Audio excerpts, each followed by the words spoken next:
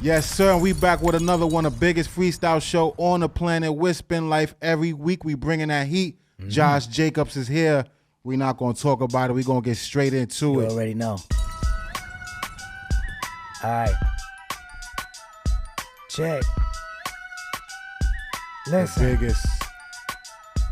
All right. We about to get it in. I really came here to spit, not that lip sync shit. Check. Talk to him. Lately I've been stacking ammo, weaving more material to square up like a flannel. In case they want to test me, I can slide on them while stepping on their head to leave them open like a sandal. Killing them in general like Julius, but I ain't talking Randall. I let my nuts hang when they around, take this beat and go commando. And leave them all in shambles, say a prayer, light a couple candles. Let the beat drop and watch their knees drop to cop a plea and ramble about how sorry they are. I know you ain't gotta tell me you's a sorry ass rapper chasing choach and taking selfies. Wearing dripper pockets running dry, your priorities ain't healthy. A Gucci belt don't mean you looking wealthy. A BBL don't guarantee attracting a real man. And showing what you have don't mean you getting a real fan. The way you make a fast buck could turn into quicksand. Your future is cemented if you stay in the mix, fam. I've seen it all. People get so obsessed with the perks they seek. Stay in the circus long enough, then they become a circus freak. Manipulating others to become a carbon copy. That's how one clown could turn into an insane clown posse. How one posse turned into a state of neo-Nazis. Cultism and Trumpism the same. Y'all just fail to see the ivy. Hanging on to every word they tell them. Independent thinkers ain't got dawn inside they cerebellum. Ain't no brainwashing me. I put stains on the beat. Non-removable. I'm permanently played on repeat. Came to strike a new balance. Ain't no J's on my feet. Running wild. They could never put no reins onto me. Crown is heavy and I'm waiting in the crane patiently to drop the ball and get them hooked on what I slang. Wait and see. Ain't no cane. More like Clover Lang. The way my shit'll hit you. He'll leave a mustache under your nose that Gardner Minshew. My shit is still official. No denying my high level rhyme scheme. The Olympics would have given me 5 medals. Going forward and backward on the track. Y'all would have thought I made time travel. Have every shorty whistle while they twerking like hot kettles. His zone is my home, dog. No, I am not settled. Love me or hate me, I set a flame to those fly petals. Be damn if I'ma leave it up to chance. But the sassy rapper put them on their ass. I'm saying you feel the burn when I work, so you know that I don't play. I'm rapping out to my failure, all that is my forte. I'm aiming to shred, head to the sky, touching my toes with a sigh, breathing like Wheezy but rip on a chord day. Get it? This kid is a problem, you don't say. Take him for a ride while I stack him like more hay. Get me out of character and I'ma set the stage in a broad way. Be ready when I step through that doorway, you bitch. Josh Jacobs. Shit. My boy went Little in something. on that. That was a Little freestyle too. Yeah, let's go. That was a freestyle. Josh Jacobs. Let's get straight into it. How you get the name? Or is that your name? Damn, yeah, well, it actually is. I Okay. shortened up my first name. My name is Joshua Cabrera, Joshua Jacob Cabrera. I shortened my name to Josh, and then I put an S at the end of my middle name. So Okay, yeah, I like that. I really like how that. it And it's goes. real. It's you. Yeah, man. I mean, yeah, I came out before actually the Josh Jacobs in the NFL came out. So it's like everybody's thinking I'm biting off him. Like, yo, I'm older than homeboy. Say so. that. Say But that. listen, he's just a little bit more famous. But, Yeah, you know, it is yeah. what it is. Say that. What got you into music? I was I won't say a troubled young youth, but I was going through a lot in my younger years. My Okay. mom was married to somebody that I really didn't like, and I was always into hip hop. My parents had bred me into hip hop. My father had me listening to Eric B and Rakim, Public Okay. Enemy, EPMD, Tribe Called At Quest, an early age. Biggie, Tupac, and then when Eminem came along, that was like my new idol. So at the time when all that shit was going on with my mom and my step pops, I literally started listening to heavy Eminem. Okay. Actually, Marshall Mathers was the first LP I ever purchased with my own money. Got you. So once I started hearing his story and everything that was going on, I felt like I could relate to like this degree. And then I'm like, damn, like I want to do something like that. You know what I'm saying? And at the time I was also, you know, this was when like Dipset and G Unit were like really, you know, starting to take off in the street. So I would get the mixtapes and shit. My pops would get them for me. And one day, you know, at my after school program, I went. Mayhem Loren was actually the one that was running that program at my junior high school. Mayhem Loren is Action Bronson's right hand man. Okay. So like this was like before he even took off, and he had a little studio in his classroom.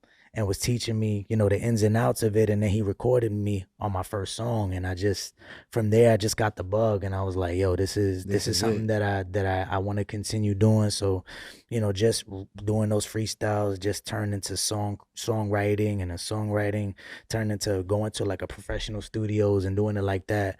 I grew up with PF Cutting and Blase Blase from East New York. Yeah. Those are my like stomping grounds because I'm from the East. Okay. So, I was just about to ask that. Yeah, J. Rooted Damager. These are all people that were like fam to me. Yeah, you from the classic era. Yeah, bro. Heavy hitters. Yeah, I seen a lot of, shout out to the East New York and all the people out there. Yes. Respect to God, Perverted Monks. These were all people that I grew up around. So okay. they put that bug into me. And then when I was in high school, I met my best friend, and he was a beat maker and an artist. And from there on, it just like started this whole journey that led up till now. Nah, that's beautiful. That's beautiful. That's definitely beautiful. What projects you working on right now? So I've been releasing singles all year. Last year I released a project called 32. Okay. Which was everything that I was going through up until that point. My grandfather had passed away. Okay. So R.I.P. to my grandpops. Grady, I love you. And my experience with death and with life, and I had never experienced death at that time. So it really opened up this broader conversation in my mind as to how valuable life is and the things that we all go through. And I was going through myself at that time. So 32 is out on I released it in a way that was like multiple singles and put it all into a packaging. So 32 is out on all streaming platforms. I've been releasing a bunch of singles. My last single was 103.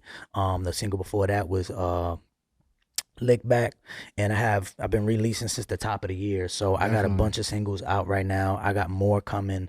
So just be on the lookout pretty much. Yeah, nah, that's the wave, man. Feeding the streets with singles, especially if it's heat, up into what you really want to do, but singles is the wave right now. Yeah, you know what it is. I've always been an album artist. I get joy out of creating a full project. So majority of my whole career, most of it is albums. Like I've been releasing album after album, and before that, full mixtapes, like 20 song mixtapes. And that was like when it was like at its height, when mixtapes were like the it thing. So now everything is streaming, and learning how an algorithm works, and releasing consistently. Really the whole point of releases is really constantly releasing is really just to get into the algorithm. I don't think it's something that many like artistic artists that are like there for like, yo, I just want to be the like most creative thing on a project. I don't think that a lot of them enjoy singles. I think it's something that they do out of necessity. Many people do, but the artists that like to do albums are the ones that like, it's a necessary evil to release as many as I can, get into the algorithm, get as much listeners as possible, and then hit them with a boom, this is my album. So at least maximize the amount of listeners that listen to your music. Nah, definitely. And for people like me that appreciate, I love singles, you know what I mean? Especially if I rock with an artist and he's consistently dropping singles. I appreciate that because it's always new, different music. Right. But I also love that body of work. You know what I mean? Right. It's different, man. It's different. It's different. Like if you think about like a Good Kid, Mad City, if you like, I'm a big Kendrick fan, you know what I'm saying? But if you think of a Good Kid, Mad City, think of a Get Rich, Die Trying, you think of a Blueprint, you think of a multitude of artists that have created these bodies of work that just last the test of time. Yep. You know what I'm saying? It's amazing. Oh, I can't forget Nas's Illmatic, one of the most prolific hip hop albums ever. Classic, not going anywhere. Eric P. and Rakim's Paid in Full. Like there's just so many. So the album just like it lives and stands the test of time. It definitely does. It definitely does, and is needed. You know what I'm saying? The singles is good, but the albums is needed. I just feel like that's the era that's coming back now. I feel like it's coming back around every few years. I feel like in hip hop it goes through a different era, and I think at this point, especially after the Kendrick and Drake beef, it's starting to get back to more lyricism and meaningful rap. You know what I'm saying? I feel like the turn up is starting to turn down a little bit. And now, like, this is the time for lyricists like myself and other lyricists that really want to get their craft out there and get heard on that type of level for their lyricism. this is the time to come out and do it. Nah, definitely. And with that being said, keep on going, keep on grinding. You know what I'm saying? Keep on putting your music out there. Always. You dope. Just got to keep going. That's the main thing that I say to all artists, most artists, is the consistency. You know what I'm saying? Yes. So don't stop. Keep it going. Before we get out of here, let them know where they can find you at. Let them know where they can find your music at. Just tell them about Josh Jacobs. Yeah, you already know. Once again, my name is Josh Jacobs. You can find me on Instagram, on TikTok, on Facebook, on YouTube at Who Is Josh Jacobs. That is at WHOISJOSHJACOBS. You can find me on Spotify. You can find me on Google. You can find me on Apple Music. You can find me a majority of all streaming platforms. Just look for me, just type in Josh Jacobs and I'll pop up. I look forward to having some new fans after this. I look forward to gaining, your attention and love and reciprocating that for you guys. Shout out to all the artists that come on this platform. Shout out to you. Shout out to the show. This is just amazing, and I appreciate you asking me to come in. You already know, the biggest freestyle show on the planet. Like he said, make sure you follow him. Make sure you check his music. Make sure you follow us. Make sure you click that link, subscribe, tell a friend to tell a friend, do all that. The biggest freestyle show on the planet. Each and every week we bringing that heat. Shout out to Scott.